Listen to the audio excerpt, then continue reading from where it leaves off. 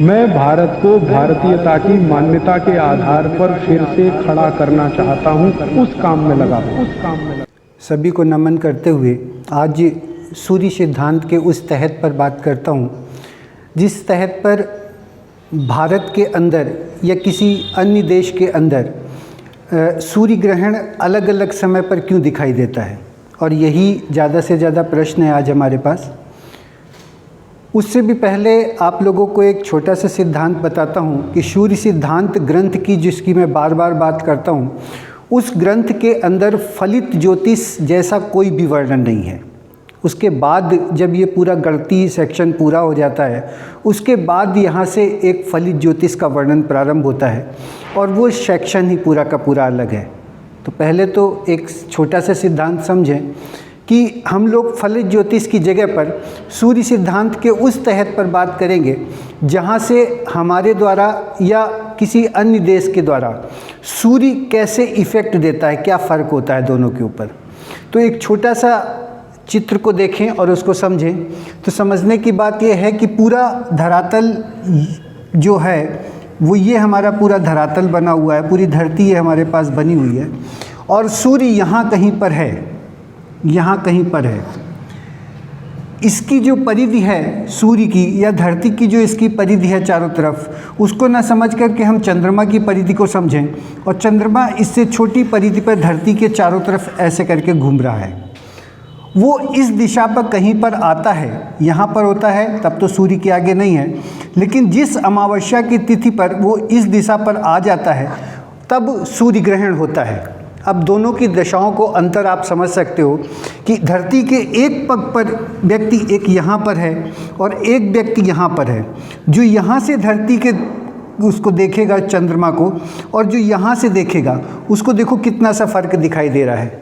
बस मुख्य यही है कि हमारी धरती और उसकी धरती पे सूर्य ग्रहण का अलग अलग समय क्यों होता है। इसी को थोड़ा विज्ञान के तहत पर जो हमने देखना चालू किया, जो समझना चालू किया, तो ऐसे समझ के चलें कि कोई भी चीज़ जो है, कुछ भी, इसमें मान लीजिए कोई पक्षी है यहाँ पर या कोई बड़ी चीज़ यहाँ पे उड़ रही है, इसको सूर्य ही माने कि सूर्य यहाँ पे भ्रमण कर रहा है। इसके बाद यहाँ पर जो भ्रमण कर रहा है, यहाँ से देखने वाली आइज़ को दो रेखाएं ऐसे करके बनती हैं, और यहाँ से भी देखने वाले को बन रही है। तो आप देखो कि यहाँ से जो व्यक्ति देख रहा है उसको बिल्कुल अलग दिखाई दे रहा है और उसको अलग दिखाई दे रहा है। यही चंद्रमा जब आगे पहुँचता है और इस दशा पे पहुँचता है, तो आप देखो कि यहाँ पर जो चंद्रमा पहुँच रहा है, इसके तहत पर ये सूर्य अलग से यहाँ से ख़त्म हो रहा है। इस व्यक्ति को सूर्य चंद्रमा के आगे, सूर्य के आगे चंद्रमा जो आ रहा है वो समाप्ति होता हुआ दिखाई दे रहा है, लेकिन इस व्यक्ति को यहाँ से सूर्य प्रारंभ होता हुआ, सूर्य के आगे ये चंद्रमा प्रारंभ होता हुआ दिखाई दे रहा है। बस यही सारे के सारे चीज़ें हैं जिसके तहत पर सूर्य ग्रहण अलग अलग समय पर पड़ता है। इससे भी बढ़ कर के आपको एक बात अवश्य बता देता हूँ। मैंने पहले बताया कि इसमें फलित ज्योतिष जैसी कोई बात नहीं है। आजकल जो समीकरण बार बार उठाया जाता है, बार बार बातें होती हैं, इस ग्रंथ के अंदर 5वें अध्याय में सूर्य ग्रहण का पूरा चैप्टर है, और उस सूर्य ग्रहण के पूरे चैप्टर में अवनति नामक शब्द है। अवनति का मतलब होता है कि जब सूर्य ग्रहण होगा तो भारत नहीं, पूरे विश्व की धरा पर जो कीटाणु उत्पन्न होने वाला होगा वो यहाँ पर उत्पन्न होगा। अवनति शब्द है। अवनति शब्द से एक छोटी सी सिद्धांत समझ लेते हैं कि जब सूर्य ग्रहण होगा तो जो कहते हैं कि हमारे शरीर के अंदर, आपके अंदर रोग पैदा हो सकते हैं, तो वो संभावनाएं 90% नहीं 100% हैं कि संभावनाएं उत्पन्न होंगी कि हमारे अंदर रोग उत्पन्न होंगे। उन रोगों से बचने के लिए जो प्रकृति हमारे खिलाफ कार्य करने वाली है, उससे बचने के लिए जो प्रयोजन हमारे शास्त्रों में बताए गए हैं उसको पहले समझना होगा, उसको पहले गणितीय आधार पर सोचना होगा, उसको परखना होगा।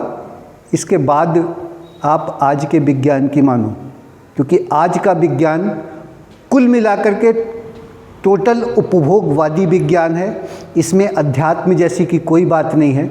और वहाँ पर हमारे विज्ञान में जीवाणु और कीटाणु के दो अंतरों को बताया गया है, परखा गया है उसके बाद पूरा वर्णन है। तो आपने देखा कि हमारे यहाँ और मलेशिया के अंदर जो अभी बात चल रही है कि दो अलग अलग तरह से सूर्य ग्रहण क्यों हो रहा है, तो उसका मुख्य कारण यही है।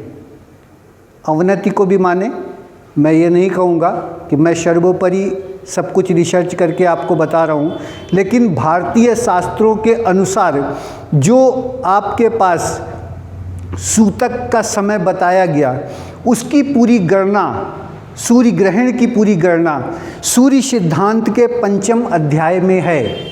पूरी गणना इस 5वें अध्याय में है। तो उस गणना को सीखने के बाद, उस गणना को करने के बाद जो शरीर के मूलाधार चक्र का स्वामी सूर्य है, उस पृथ्वी तत्व के अंदर क्या फर्क पड़ रहा है, वो आयुर्वेद के तहत पर आप स्वयं परखें, स्वयं जानें, क्योंकि सब कुछ एक व्यक्ति नहीं करता और सब कुछ परख करके मैं सब कुछ सारे रिसर्च नहीं बता सकता, लेकिन प्रयास है हम लोगों का।